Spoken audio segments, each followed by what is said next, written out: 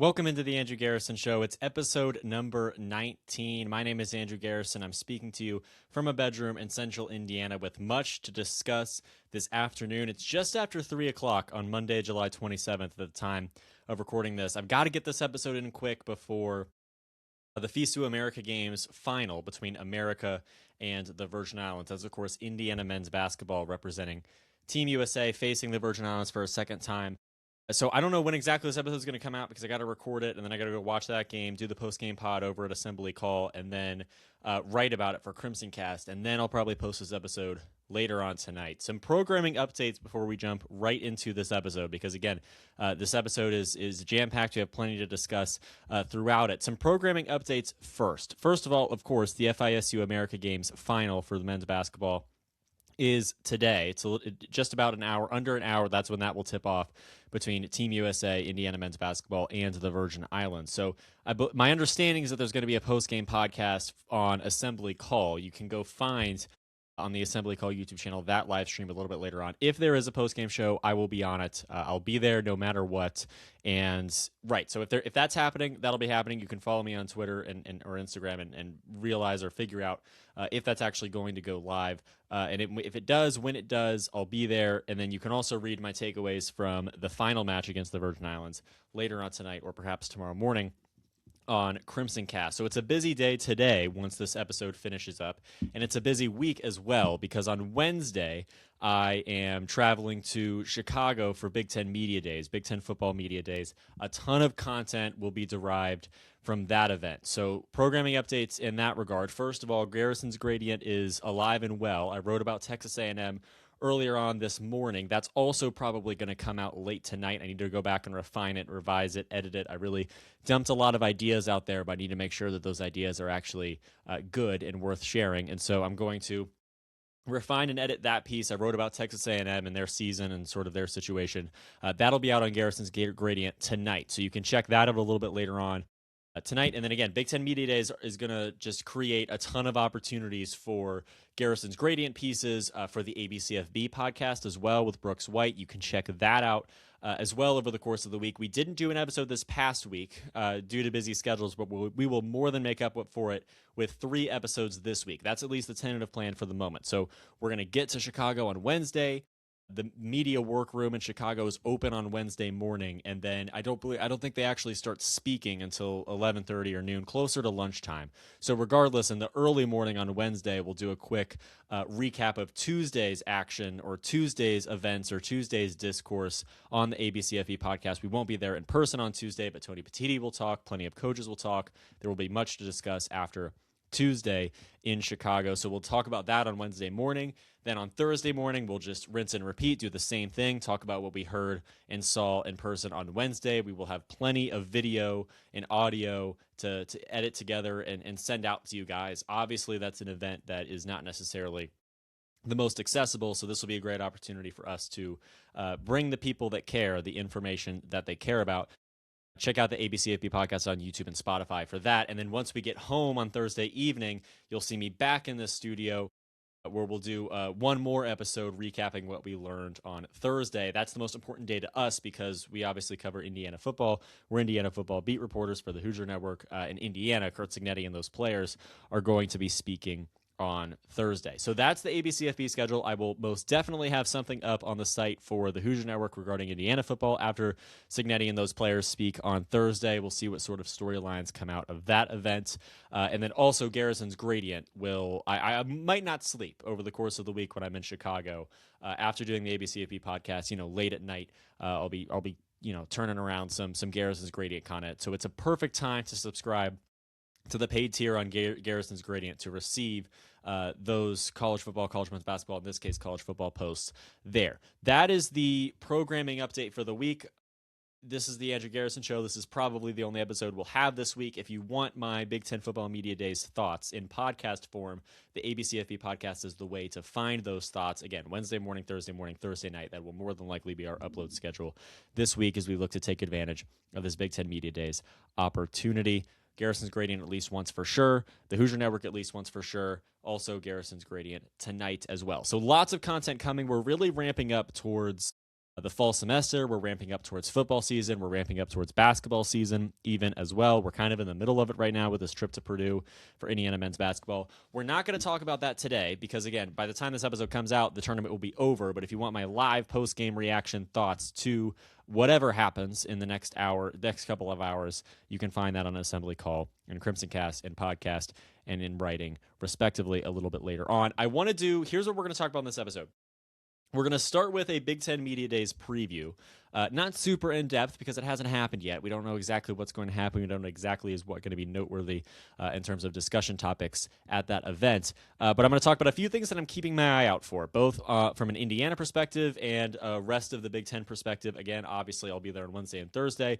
I'll still be aware of what happens on Tuesday. I just won't be there in person myself to ask questions and experience all of those moments live in the building, in the room. We'll start with that, and then I want to talk about, it's a full college football show today on the Andrew Garrison Show. I want to talk about the SEC, kind of a success preview. I haven't quite decided what I want this topic to be called. I don't know what to refer to it as. I'm kind of just acknowledging the teams that I think are in contention to make the playoff, and then acknowledging their chances of winning a national championship, the conference's chances. So it's a conference success preview for the conference as a whole, the SEC. Obviously, the SEC Media Days, just were in full effect, right?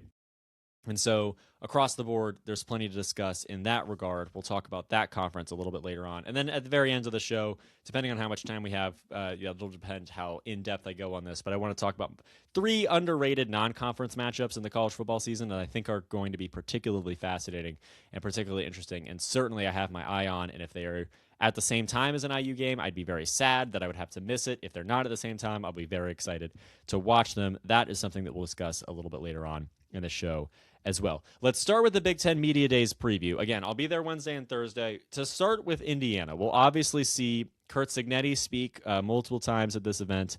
That will be super fascinating. We also have, as far as Indiana's players go, Isaiah Jones, Carter Smith, and Tyreek Tucker. I expect a we're not finished mentality, a we're not finished message from Tyreek Tucker. I expect something similar probably from Jones and Smith as well, just the sense that, especially those players who were, like Tyreek Tucker, transferred in with Cignetti, right? It's not like he was a transfer portal addition that kind of just jumped on this Indiana bandwagon. He is very, very integral to it, especially at his position group. And so obviously they're back in college. They're still playing college football. They still have that goal of winning a national championship. In this case, they're trying to win a second national championship rather than the first one, but the second one's just as meaningful. And basically a lot of complacency messaging I expect from these players and obviously from the coach as well. I'm looking forward, from the Indiana perspective, what I'm looking forward to is if there's any obviously bombshell major lines from Curt Cignetti. He's known to, in public speaking forums, spew things such as, Ohio State and Michigan suck, in his words, or obviously the Google me line from a few years ago. So there's known to be those noteworthy major moments, and I don't necessarily just when I've interpreted from his body language, and I've interpreted from his style of speech, I don't think that necessarily ended with the national championship. We obviously had the moments in media availabilities in Bloomington where, I was in this room. It didn't feel like quite an outrageous moment, but it definitely, raised a couple eyebrows. Certainly, made me look up from my computer for a second when he mentioned that, Sonny Dykes, obviously over at TCU, had spoken about Josh Hoover's turnover problems, and Curt Cignetti basically shot back by saying, well, now Hoover's met his 2 best friends, a great running game, and a great defense as well, something along those lines, kind of as a jab back at TCU, back at Sonny Dykes. That was a major moment after the national championship there from the spring. Dykes, by the way, since has walked back his claims, or he's walked back his insults, I guess, his comments, I guess is really the way to say it, about Josh Hoover. He's acknowledged that Cignetti was correct about the quality of TCU's defense and running game last season. And we'll see which team has the upper hand by the end of the season. This year, we'll see how it plays out, but I'm sure most would expect Indiana to have a better season than TCU. Either way, any major lines like that, anything specifically, whether it's, spite towards the SEC or whether it's disapproval of, preseason rankings with Ohio State and Oregon being very high up there and in many cases higher than Indiana, whatever it may be, obviously looking forward to keeping an ear out for those lines, those words, those phrases that could potentially, become viral, as some in the past have. I only say that because While that's kind of obviously a part of Cignetti's brand, I mention it in particular because I don't think that the national championship really curbed that energy from him in public speaking forums quite in the way that maybe it could, or maybe could have, or maybe people could have speculated that it would. He's not trying to prove himself anymore. He's already done that with the national championship, but I think still he has opinions and has strong opinions, and sometimes is confident enough to voice them. And I'm interested to see if something like that happens again this week. I think he likes his guys a lot. I think he likes his team a lot. I think he likes where he's at a great deal. I think he's very confident about this group. I think he's very just energetic about the season starting, and I think he's ready to go. Again, he's spoken highly of Hoover, despite some of the issues and maybe the shortcomings that he might have. He's spoken highly of his roster as a whole, his transfer class, his staff. Obviously, when you come off a 16-0 national championship run and have a great transfer class and are killing it in recruiting as well, obviously you're going to feel confident about your team, and he certainly, I feel like, does. And I'm interested to see if that is conveyed, or how much that is conveyed in public this week at Big Ten Media Days. Elsewhere in the Big Ten, some other thoughts I have in my brain in terms of things I'm just looking out for, phrases, quotes I'm looking out to hear. The first is Brett Bielema with Illinois. Obviously, he has joked about the SEC's depth. We saw Nick Saban go on live TV and say basically that just the conference that wins a national championship doesn't exactly dictate which conference is the best, right? Just because your conference has the best team doesn't automatically mean that your conference is the best one. And he thought that the SEC getting 5 teams in the college football playoff last season was indicative of SEC's strength as a conference as a whole. And Brett Bielema said, I agree with your philosophy. I agree with your logic. Here's 2 results. Illinois beating 2 SEC teams in the last 2 years in bowl games. Tennessee, I believe, 30-28 last season. And if I remember correctly, South Carolina the year before. That might be incorrect, but definitely Tennessee last season. I listened to that game on the radio. And obviously, bowl games are different. Obviously, teams aren't at full strength, whatever the case may be. Regardless, Bielema seems to think that the depth of the Big Ten is underrated, underappreciated, and he probably has some reasonably valid reasons to think that, to feel that way. His team was ranked in the top 10 in the early portion of the season. Indiana blew the doors off Illinois, and everyone kind of forgot about them, but Illinois still put together a pretty strong season, capped off, obviously, by a bowl win over a considerably strong SEC team in Tennessee. So Bielema is an example of someone in the Big Ten who, Indiana, Oregon, Ohio State, Michigan probably are considered towards the top. Penn State is given the benefit of the doubt most years, and outside of that, there's really not much respect for anyone else in the Big Ten, at least from the SEC camp, right? Iowa is another great example of a team that's very, very strong and wins bowl games, right? For example, against Vanderbilt this past season. Again, bowl games are different. Bowl games are weird. Players opt out, etc. But still, Iowa got that win. Illinois got that win. Those middle of the pack, sort of upper middle class Big Ten teams is what I like to describe them as. Iowa, Illinois, Minnesota, sometimes Wisconsin if they can figure it out. Those teams are stronger in their own minds than they are in the minds of the SEC. That obviously makes sense. Differing perspectives. I'm looking forward to hearing those coaches, Bielema, obviously, anyone from Iowa, Minnesota, all of those, middle tier Big Ten teams that don't quite crack into the college football playoff, but probably and maybe could. Nebraska, another good example. They probably could if the top of the Big Ten wasn't so strong.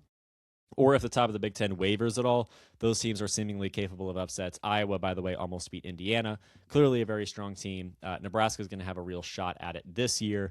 Either way, that tier of teams, whereas on the other side you have Texas, who does make the playoff rather consistently at this point. Vanderbilt, who is another example of a team that probably could launch themselves into that category. Maybe Missouri, right? Florida. All those teams in the SEC definitely think and probably think they're better, and they probably are better than that middle tier of the Big Ten. But obviously, those Big Ten head coaches are going to disagree. I'm interested to see if we have any disagreeable comments from Bielema or anyone else in the Big Ten. I guess I'm excited about playoff expansion discussion. Obviously, the Big Ten wants 24, SEC wants 16. This really only comes down to Tony Petitti, in my opinion, in terms of people I'm excited to hear speak on this topic. We'll see if anything becomes of that. I don't know. It's not my main priority, right? Obviously, they have until, I believe, December 1st to decide on a format for the 2027 season. So we'll see if if discussions really ramp up about that, and obviously December 1st is kind of a slow period in the Big Ten or just in the college football calendar once you get through rivalry weekend. So maybe there will be a major announcement, a major discussion about that. Maybe Petiti will say something about playoff expansion at this point. I guess I'm excited. I don't really care because I'm more so excited about the season, and I want to hear from these coaches and these players and get ready to see the competition on the field more than anything else later on this week and later on this fall as well. Damon Williams is an example of that, right? Washington quarterback, very good, very talented, tried to leave Washington, and Washington was basically stopped him at the door and said, well, you signed a binding contract, you've got to come back. They sued, they went to court, and now he's back. He'll play for Washington. That's an awkward situation, especially considering the fact that Williams is awesome and was awesome for Washington last year, and Washington is expected to be rather strong. It's another example of a Big Ten team that totally could crack into the college football playoff. Washington, when it was in the Pac-12, was in the college football playoff. At that point, that's like 10 years ago now, something like that. But this season, that's another example of a team. Maybe could spring an upset at home against Indiana, right? That's an example of one of those not necessarily middle of the pack, but again, upper middle class Big Ten teams that totally could, string together a couple upsets, make a run to the playoff, and we'll see what they could potentially do in the playoff. And Damon Williams is quarterbacking that team. I just can't wait to hear how he handles the pressure from reporters, from the media, from people about that whole fiasco. I'm just interested to see what the temperature of Washington is like. Maybe the locker room's completely broken. Maybe it's completely fine. It's probably somewhere in between. And I'm excited to learn about that. And I'm excited to find out about that because I think that's going to be a fascinating storyline in the Big Ten this season, especially if Washington starts winning a lot of or losing a lot of games. Kyle Whittingham is another storyline I'm fascinated with. He's obviously arriving at Michigan. What is Michigan this year? That's one of my biggest questions. It's one of my biggest questions regarding Indiana's schedule as well. Indiana obviously goes to Michigan on the back end of a crazy stretch in the calendar where it goes to Nebraska, it hosts Ohio State, and then goes to Michigan. There's no bye week in between. That's just 3 straight weeks. That could be what makes or breaks Indiana's season, right? If there's a loss to Ohio State, that would be totally respectable and understandable. If there's a loss to Michigan, that would be totally respectable and understandable. Regardless, because the Big House is really hard to win in, especially as the road team.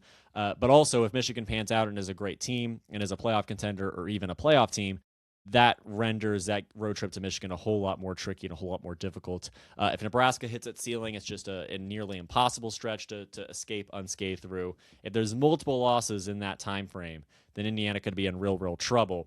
Not necessarily in trouble of missing the playoff in every scenario, but definitely in trouble of having a road game in the first round of the playoff, which could really skew this team's chances of making a run and really putting itself in a good position moving forward. So that's my point of contention on Michigan. I just want to hear what Kyle Whittingham has to say. I want to get a sense of the vibe and the status of Michigan entering this season before they obviously play a very exciting schedule, including a game against Oklahoma early on in the schedule as well. And then under the radar emerging factors, I think there's a lot of people that when Big Ten Media Days happens, not necessarily members of the media, but even just people watching and observing, I think you overlook Rutgers, you overlook Northwestern. You just don't even care. You don't even care about what Purdue has to say. You're focused on Ohio State. You're focused on your team, and you're focused on Ohio State, Penn State. Those big brands. A couple storylines with those teams towards the top. But I have very much an eye on Rutgers, Northwestern, not just to see if there's any storylines or any angles that I could potentially take in stories or podcast topics or whatever else, but also just because I want to know if anything's brewing in terms of potential upsets, or if there's any teams that could potentially be better than expected. That's what I'm looking forward to hearing, seeing, learning at Big Ten Media Days. And so any under-the-radar emerging factors, right? Kind of like Cignetti in his first season at Indiana. I want to see if anything interesting comes about with those teams that are sort of under the radar, off the main platter in the Big Ten. That's what I'm excited about as well. Those are my Big Ten Media Days exciting topics. Those are my previews. That's what I'm looking out for. That's what I'm watching out for at Big Ten Media Days, and I'm really, really excited to watch that event play out, especially to be there in person for the majority of it. Let's move on to talk about the other true top-tier power conference in college football, the SEC. I just want to talk about it. I want to address it. I want to see where the SEC is at, how we feel about it. I think the biggest question with this conference rather, is how many teams are going to. The true biggest question is whether or not this conference is going to produce a national champion. And a related question that is also very important, separately in my opinion, is how many teams are going to make the playoff. Because in the first year of the 12-team playoff in 2024, the SEC put 3 teams into the playoff. Obviously, we had the interesting situation with Alabama. And then 2025, 5 teams got in, and 2 teams were just on the cusp, right? Texas and Vanderbilt. You could make a very valid argument that if Texas didn't play Ohio State, they would have made it. They did play Ohio State. They lost. That's part of why they weren't in it. But either way, the SEC was loaded towards the top. But 5 teams in, even their, 4-way tie for the conference championship race, right? Ultimately, Georgia and Alabama advanced to play that game. But 5 teams in and 2 teams right there on the edge, on those first few teams out that were in that group that could have made it. Them, and then as well Notre Dame and BYU, that you could have a conversation about it. Obviously, Vandy probably never would have made it. Texas never would have made it. If anyone got in instead of the 12 teams that did, it'd be Notre Dame. But either way, those few teams also were very, very close. So you get 5. Maybe that's the maximum with just how it has to play out, right? It's going to be difficult to find. Again, if Texas didn't play Ohio State, but Texas does play Ohio State again, albeit at home, but nonetheless, there are difficult non-conference matchups for some of these SEC teams.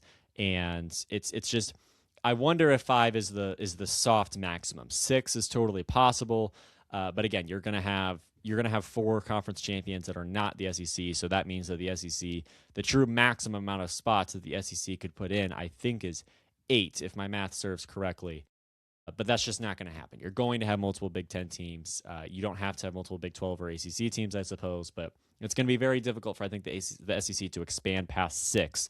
Maybe they could get a 6th in. I think 5 is a good number. If we assume that 5 is a good number, and because every team in the SEC has a really tough schedule. They're all going to beat each other up. We all know that. That's a big conversation topic regarding expanding, schedule difficulty and expanding the playoff, right? And on all of these discussions, how strength of schedule should even be weighed in the college football playoff. In all those discussions, the SEC is obviously at the forefront of that because of how deep it is. And it's obviously correct that the SEC is very deep and has a very, vast pool of teams that are capable of beating one another, which is sometimes all it takes to knock a team out of playoff contention. So conference championship odds. There are 8 teams in the SEC that I think are capable of winning the conference. Not winning the conference, excuse me. There are 8 teams in the SEC that I believe are capable of making the playoff. Obviously, not all of them will.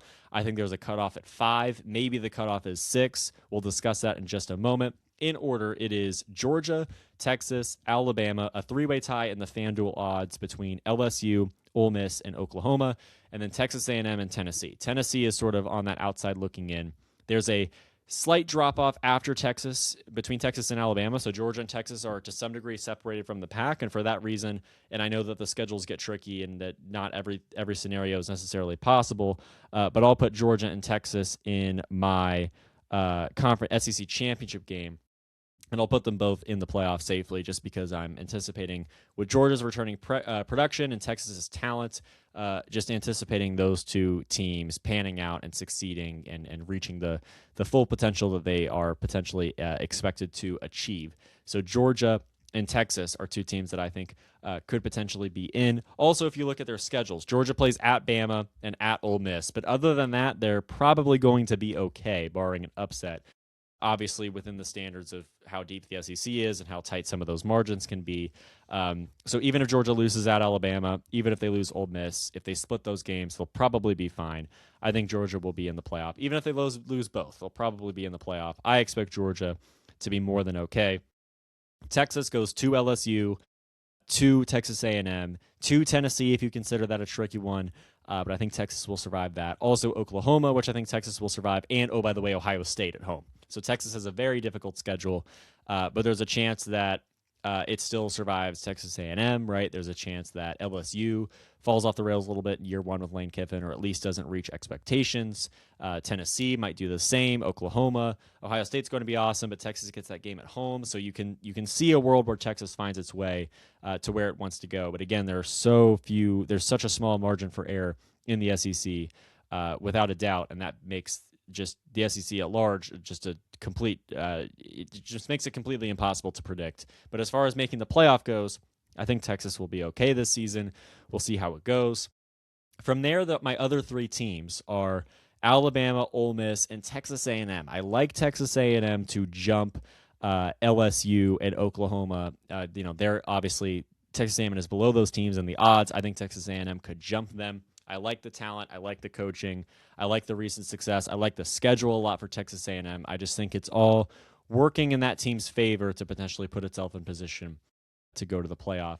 Obviously, they don't play Notre Dame this year like they did last year. They pretty much play Arizona State instead. That's a much cleaner, much easier split or switch, rather, transition between last season and this season in terms of the schedule. I like the rest of that schedule too. It's much easier in the front half rather than the back half, which really supports the idea that Texas A&M could potentially swing itself into the playoff. So I like where Texas A&M is at. The teams that could be the sixth, or the teams that could leap into that top group and just be one of the top five teams. Again, it's not guaranteed that this even gets 5. It got 3 2 years ago, but I think 5 is a good number. LSU, if LSU pans out, totally LSU could be a playoff team. They obviously play Clemson in week 1, so we'll see if it can get past that contest. If it does, and if it plays well throughout the SEC, and if Lane Kiffin and his players, who both categories are unquestionably great, the question is, can they be great together with LSU? If they can, then totally that could be a playoff team. Ole Miss as well, we obviously already talked about as a team that could be in. Oklahoma and Tennessee are the other two that I think are going to be on the outside looking in, but we'll see. It's probably irresponsible of me to say that about Oklahoma, to doubt Oklahoma to some degree. But either way, those two are interesting sort of outside looking in pieces for me as well. Again, maximum possible amount of teams that the SEC can fit into the playoff is 8, if I'm not mistaken, because the Big Ten would be 9, ACC, Big 12, and then obviously the fourth one would be the Group of 5 team. Obviously, the SEC champion would count with the 8. So 7 at-large teams is possible. I don't think it's really possible. I think 4 or 5 is the soft maximum for the SEC, just considering the strength elsewhere in college football. We'll see what happens. We'll see how it plays out. But I think those 5 are a good 5. I think Texas A&M, Ole Miss, Alabama, Texas, and Georgia are a good 5 to look at in the SEC and consider playoff teams by the time we get to the end of the season, or at least the end of the regular season. And again, LSU, Oklahoma, Tennessee, I think are also very much in the mix, particularly LSU. And there could be a world where the SEC gets 6 if there's enough distributed success across these teams, if they only lose to each other for the most part, if Texas beats Ohio State, right? If Oklahoma, by the way, beats Michigan, that would be a big win as well. There are other captivating non-conference matchups across the conference and across the top of the conference in addition. But if the SEC plays its cards right, and if it doesn't lose games it shouldn't lose, right, if this top group just wins games against each other and holds serve everywhere else, there's totally a world where the SEC, depending on what happens elsewhere, right, if the Big Ten can only get 3 teams in, and take away 2 of those at-large spots, leaving 5 spots left for the SEC to, in addition to its champion, fill out a total of 6 SEC teams. If the Big 12 and everyone else can't fit anyone in, if Notre Dame's out of the question, which I don't think they will be, I think Notre Dame will be in the playoff, it'll be tricky. So I think 5 is the number, and I think those are my 5, Georgia, Texas, Alabama, Ole Miss, and Texas A&M. But 6 is totally possible, and LSU, Oklahoma, Tennessee are in that mix as well. And LSU could totally be in that top 5. I'm not ruling that out at all. I'm a little bit less high on that with Oklahoma and Tennessee, but LSU totally could be one of those teams, definitely if everything works out well for Lane Kiffin and company in year 1.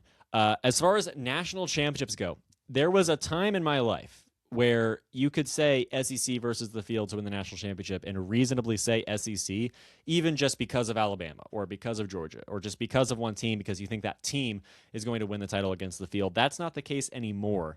And if you're going to, there's just too much strength elsewhere. You look just quite simply, it's a short list of teams even, right? Indiana, Ohio State, Oregon, and then Miami and Notre Dame. That's enough to be able to say that you can't expect that you can't even reasonably put into conversation the thought that the SEC should be expected to win the national championship against the field, right? The field is simply too strong.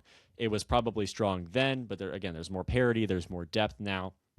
And the SEC does struggle with that issue of beating up on each other throughout the regular season, and then you throw Georgia and Alabama into the playoff, and then by the time you get there, it's really, really difficult for those teams to navigate their way through a multiple rounds postseason system, knocking off multiple of those teams I just mentioned, right? if you look at Alabama, Alabama last season, and that's probably a bad example because Georgia was in the playoff, but it lost to Ole Miss. Ole Miss had the weird situation, but even then, Ole Miss would have to get through Tulane, which is fine at home, and then Georgia, very difficult, obviously. That's another SEC team, though, so you can take that out of the equation to some degree. And then an SEC team would then have to go on to beat Miami and Indiana to go win the national championship. Very difficult, right? Even at Alabama, you have to beat Indiana, which proved to be largely impossible last season in the Rose Bowl, just specifically in that game. Doesn't mean it's impossible any other time. Indiana, and then Oregon. So those two top teams in the Big Ten, or two of the top teams in the Big Ten, and then Miami, or then maybe Ohio State, right? So you're going to have to beat multiple of Miami, Notre Dame, and those Big Ten teams. Assuming all of them have great seasons and play well and perform up to expectations, as we think that they all will, you're probably going to have to beat multiple of those teams, in addition to, oh, by the way, some of your own conference's teams in the SEC a second time, which is what proved to be too difficult for Georgia, losing to Ole Miss in its first in Georgia's first playoff game last season. So considering truly how difficult how strenuous those schedules are in the SEC, it is very difficult to imagine them just, easily winning a national championship or having one of those teams win a national championship. And that does honestly make it more impressive to me if an SEC team wins a championship, considering what it would have to do to actually get there, both in the postseason and the regular season. That would be very, very impressive to me. Now, Indiana going on the road and beating Oregon and then beating Ohio State in the conference championship game, and then obviously having that wonderful playoff run is very impressive as well. But the SEC, it just, it's all fun and games, so you have to go all on the road and play Tennessee, or on the road and play Oklahoma, or on the road and play Texas A&M. And they're not the top-tier championship contenders in that conference, but still very, very capable of tripping up anybody in the country, especially in their own building, and that happens multiple times a year, in addition to, you have to go to Alabama, you have to host Alabama, whatever the situation may be. So the SEC, especially those teams that play strong non-conference opponents, namely Oklahoma and Texas, it's obviously super difficult to get through that schedule, and I'm just interested. I'm interested to see how this conference performs in the postseason. It's useless to try to predict that. Maybe Georgia's a national champion. Maybe Texas is a national champion. I do think there's just too much parity and depth in the SEC, and I don't think I would ever pick. I don't think I would ever pick an SEC team to win the national championship this season. Obviously, they can prove me wrong on that, but my true pick right now is Indiana. After Indiana, perhaps Ohio State, perhaps Oregon, perhaps Notre Dame. I think probably Indiana, Oregon, Notre Dame are my top three picks for the national championship. Ohio State's probably fourth, and then you just have a host of SEC teams, right? Texas, and then Georgia, and then even Ole Miss. I like Trinidad Chambliss a lot. A lot of those teams that have returning quarterbacks, I think, are potentially in a good place. And then obviously Miami's in that conversation as well. So just an SEC team, there's so many SEC teams that are going to be capable of knocking each other out in the regular season to some degree, and even knocking each other out in the postseason, to where I just would list. I think an SEC team would be fifth on my list. I think I in terms of who I'd be most likely to bet. I'm not really a betting guy, but who I'd be most likely to bet to win the national championship. I think an SEC team would be fourth or fifth on that list, behind Big Ten teams and then Notre Dame and Miami. And so I don't think the SEC will win a national championship this season. This might be the start of a very long drought because, again, it's very, very difficult to win 3 or 4 postseason games, specifically and especially after playing such a strenuous conference schedule. Obviously, other teams play tough schedules, but there really isn't one quite like the SEC. Even Indiana this season, at its worst, at the absolute best. If all of these teams pan out, then the Big Ten Indiana schedule looks a little bit more like an SEC schedule, considering at Washington, at Nebraska, at Michigan, and then Ohio State. If all of those teams are awesome, they'll be in a good place. They'll be in a very difficult place. Chances are that's not going to happen. Chances are the Nebraska game will be relatively smooth sailing, or Washington is the same way later in the season. We'll see how many of those games prove to be true quality tests. Last season, Indiana had, I would say, 3 true quality tests in the regular season. It was Iowa, Penn State, and Oregon was the other one, even though Indiana didn't leave too much doubt. That interception from Fernando Mendoza definitely made me think Oregon was going to go win that game.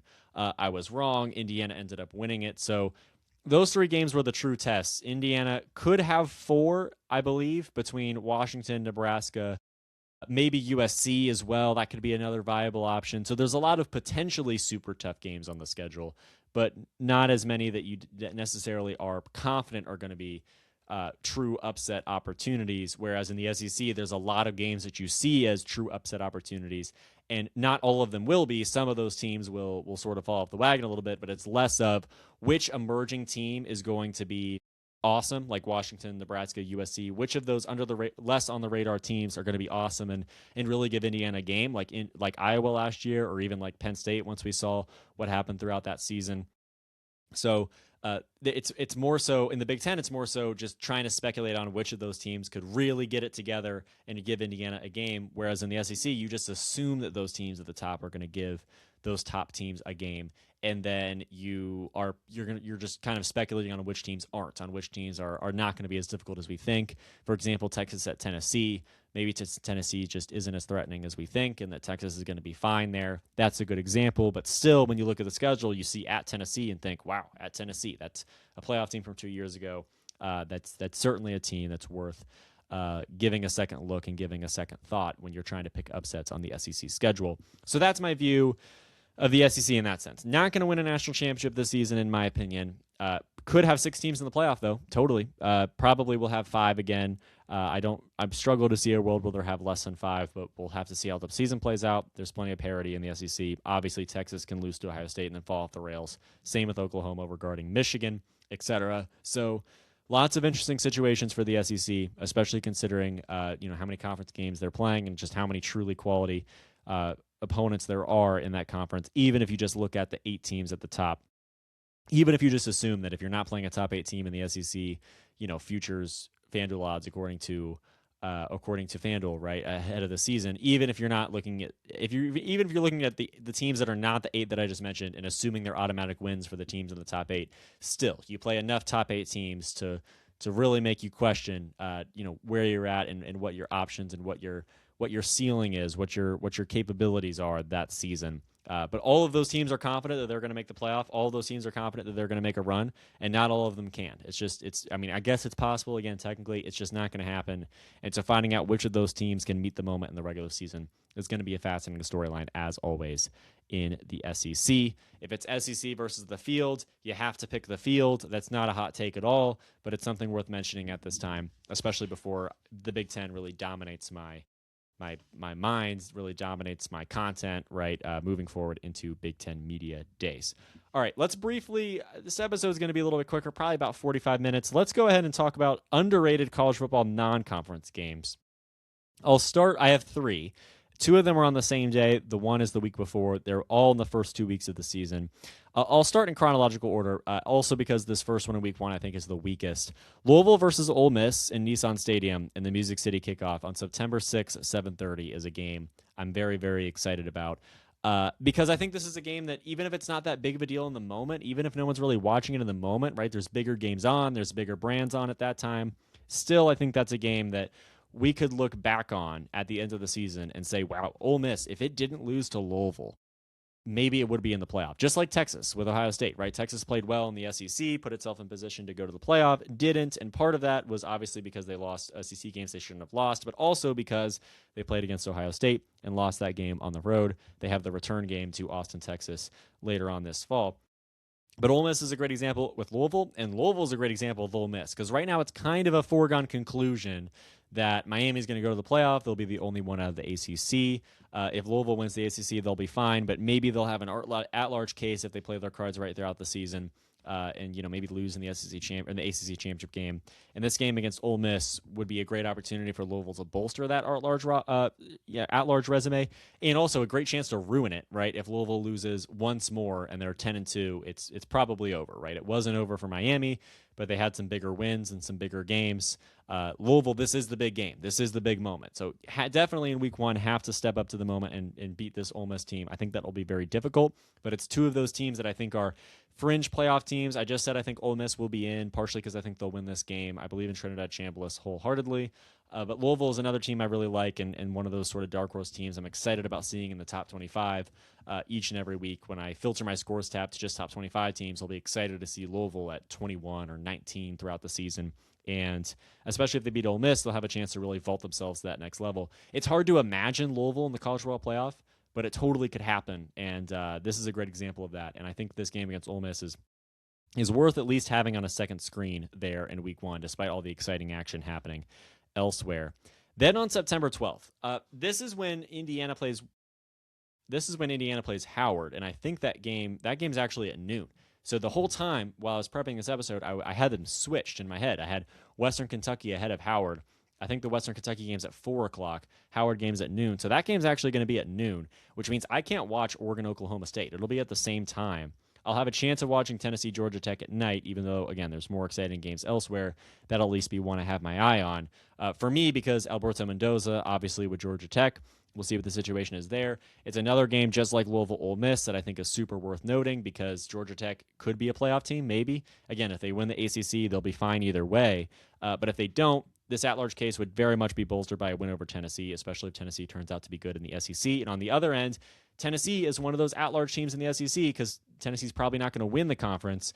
If they're trying to be that 5th or 6th at-large team for the SEC, losing to Georgia Tech, even on the road, is a great way to ruin your chances because you have 12 games and you can't afford that many losses.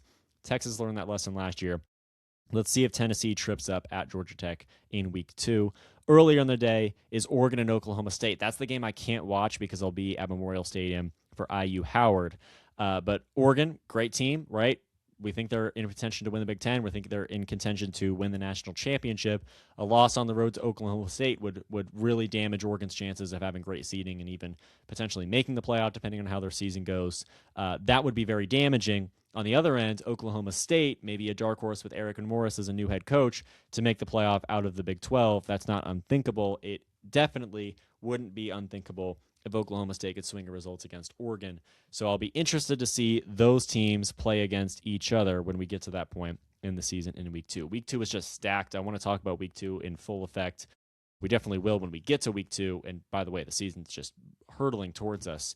But those are some non-conference games that I think are worth noting. I could have just talked about Ohio State, Texas, and LSU, Clemson, but I didn't want to. I wanted to talk about some of those under-the-radar games that might be on your second screen, might be in your multi-view. You might not be paying your full attention to them, but I think are worth your full attention and would be worth your full attention, certainly, if those games happen tonight rather than in a few weeks in the middle of a ton of other great games. So college football season's coming soon. I'm very, very excited about it. Again, Big Ten Media Days are coming this week.